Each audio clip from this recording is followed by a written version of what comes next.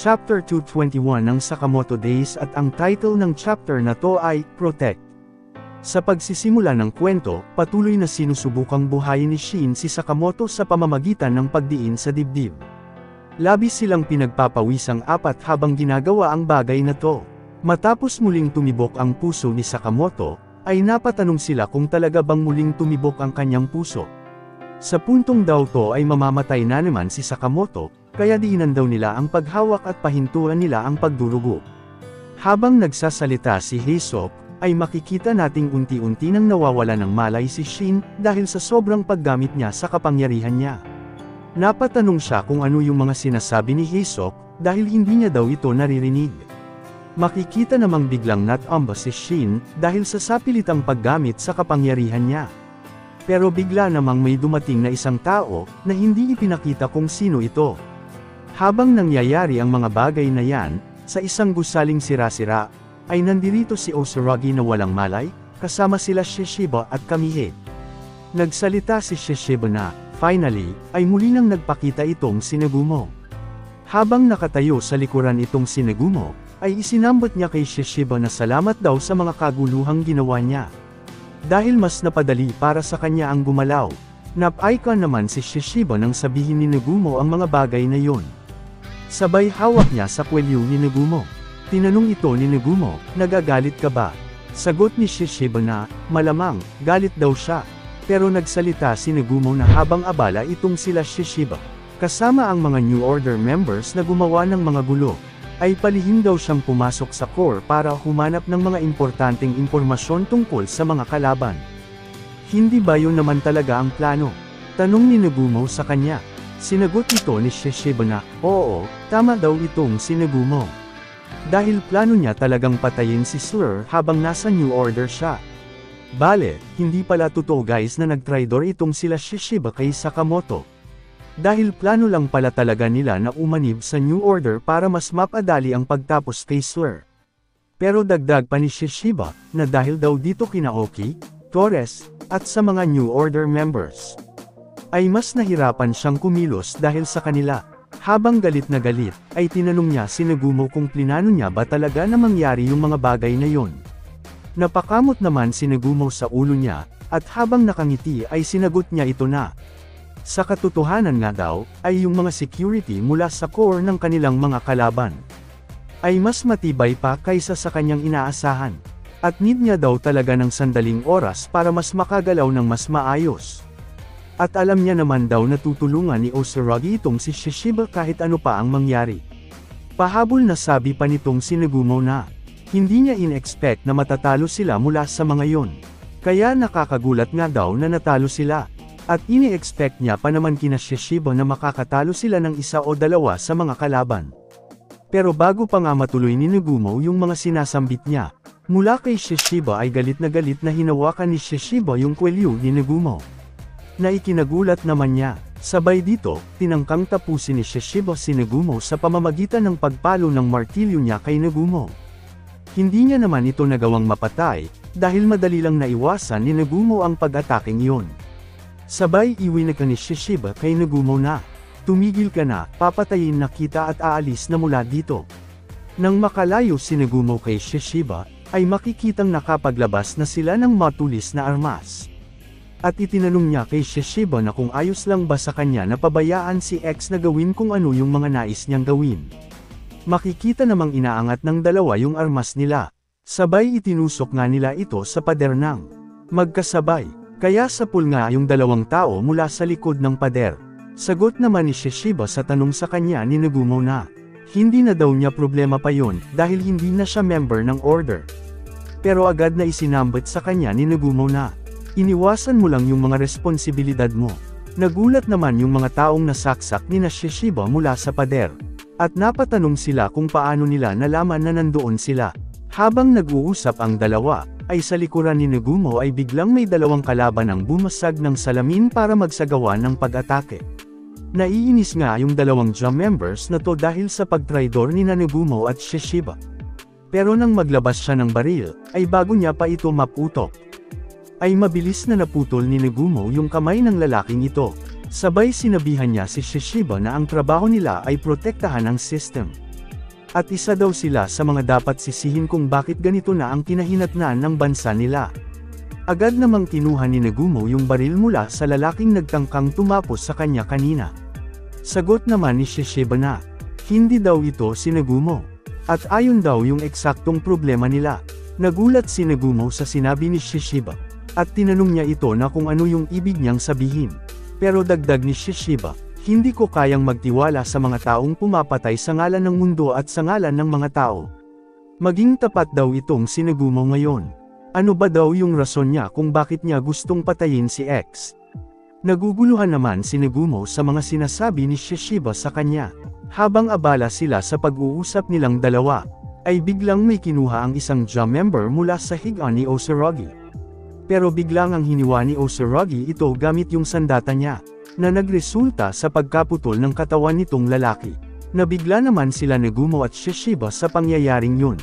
At napasabi naman si Kamihate na, finally, nagising na si Osurogi. Habang patuloy ang pagtulo ng mga luha ni Osurogi habang nakahiga, ay tinanong ni Shishiba kung talagang umiiyak ba ito. Pero nang bumangon si Osurogi sa kama na lumuluha, ay malungkot siyang napasabi na, natalo ako sa kanila, at sa ngayon ay hindi na pwedeng pumatay. Puwera na lang kung kailangan naming protektahan ang system. Wala nang kwenta ang buhay ko. Malungkot na isinambit ni Osurogi. Kaya sabi naman ni Nagumo kay Shishiba na, kita mo, kahit si Osurogi, mas naiintindihan pa ang mga nangyayari kaysa sayo. Napakamot naman si Shishiba sa sinabi ni Nagumo. At sinagot niya ito na, hindi siya normal. Habang tuloy-tuloy na umiiyak si Osurogi, ay inabutan siya ni Kamihate ng pamunas. Habang si Shishiba naman ay sinabihan si Osurogi na, tama na ang kakaiyak, dahil nakakainis na daw. Bigla namang naalala ni Nagumo yung sinabi sa kanya ni Shishiba, ano ba talaga yung rason mo kung bakit gusto mong patayin si X?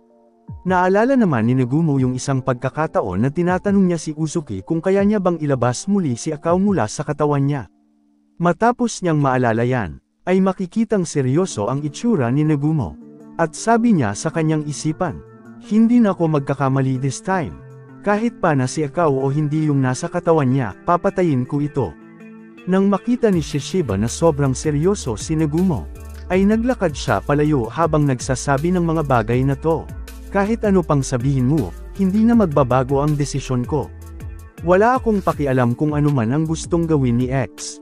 At wala rin akong pakialam kahit sino pa ang mamatay sa bansang to. Pero nang maalala ni Shishiba ang sandaling napahiya siya laban kay Gozo, ay sinabi niya pa na, hindi ako atras at mananahimik na lang pagkatapos kong mapahiya. That's all. Nang sabihin iyon ni Shishiba, ay agad na napangiti si Nagumo. Sinagot niya naman si Shishiba na, ayos na yun sakin. Sumabat naman si Kamihate sa usapan ng dalawa. Sinigaw nga nito na, tama na daw yung walang kwentang pagtatalo ng dalawang to, dahil ang pakikipaglaban nga daw ay nakakainis. Matapos sabihin ni Kamihate yun, ay magkasabay na tinitigan ni Shishiba at Nagumo si Kamihate. Kaya napatanong nga siya na, ano yung kailangan nyo? Pero sabi nga nilang dalawa, tumigil ka na daw Kamihate, at ipakita mo na yung mukha mo sa amin. Dagdag pa ni Nagumo na, hindi lumalapit si Kamihate ng ganito kalapit sa kanila. Pero nang nilalapitan na nga nilang dalawa si Kamihate, ay sinigawan ito ni Kamihate na, lumayo kayo, ang tunay na mga lalaki, hindi ako hinahawakan. Si Osurogi naman ay patuloy lang na nagmumakmak sa tabi. Samantala, habang nagkakakulitan sila, ay sa kabilang banda ay patuloy na hinahanap nila X at ng mga order itong si Sakamoto sa bawat sulok ng lugar. Pero kahit na magkalat pa sila, ay wala silang makitang bakas mula kay Sakamoto. Habang nangyayari ang paghuhunting kay Sakamoto, ay ipinakitang nag-uusap sila Uzuki at Gozo. Tanong nga ni Gozo kay Uzuki, obsessed ka ba kay Sakamoto? Dagdag niya pa na, hindi siya ganun kalakas tulad ng mga sabi-sabi ng mga tao. Sa kabilang banda, ay hindi siya sigurado kung makakasurvive pa si Sakamoto sa ganoong sugat. Bigla namang ipinakita sa atin ang lagay nitong si Sakamoto mula sa ospital. Na kritikal ang lagay. Habang sinasabi naman ni Uzuki na, hindi mamamatay si Sakamoto sa ganoong sugat lang. At habang nabubuhay si Sakamoto, ay patuloy lang siyang magiging sagabal sa mga plano natin. Seryosong sabi pa ni Uzuki na, kung hindi natin magawang tapusin si Sakamoto, ay hindi tayo makakagalaw ng mas matiwasay. Sumagot dito si Gozo na, sa ngayon ay mananatili ako sa tabi mo. Pero once na matapos na to, ay ayusin mo ang sarili mo, Uzuki.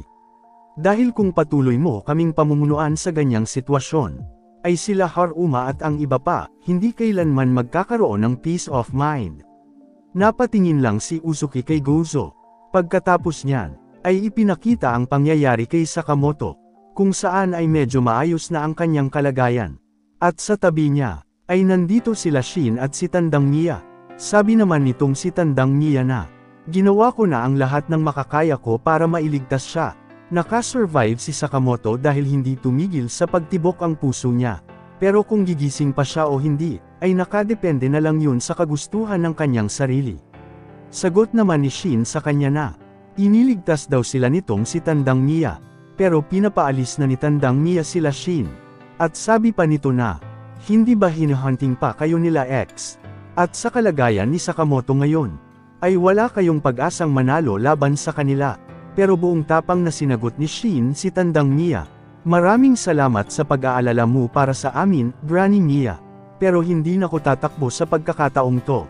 Ang lugar na to na binuo ni Sakamoto ay naging parte na ng buhay ko. Kaya makikipaglaban ako, para magawa kong protektahan ang buhay na to. Tulad ng kung anong meron si Master Sakamoto. Ikinabahala naman ni Tandang Miya ang mga sinabi sa kanya ni Shin. Habang si Uzuki ay ipinapakitang seryoso. Seryoso na kagaya nito kay Shin. Nag-iwan pa nga ng huling kataga sa atin ang author. Each one holds a reason to fight within their heart. Meaning ay ang bawat isa sa magkabilang grupo ay may mga rason para ipaglaban ang kanilang puso. At dyan na nga nagtatapos ang chapter 221 ng Sakamoto Days. Kung nagustuhan mo ang video, mag-subscribe ka na at paki-click ang notification bell, para lagi kang updated sa mga bago nating uploads. Mag-ingat kayo palagi.